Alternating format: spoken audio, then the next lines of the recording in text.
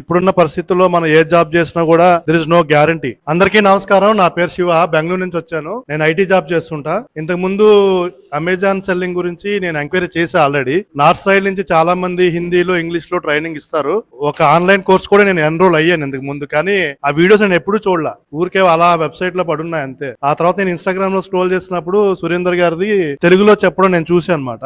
అప్పుడు నాకు ఇంట్రెస్ట్ వచ్చింది. మన ఆంధ్ర రాష్ట్రాల్లో కూడా ఒకరు తెలుగులో చెప్తున్నారు. ఒక జూమ్ వీడియో కాల్లో ఆయన అంతా డెమో చెప్పించారు.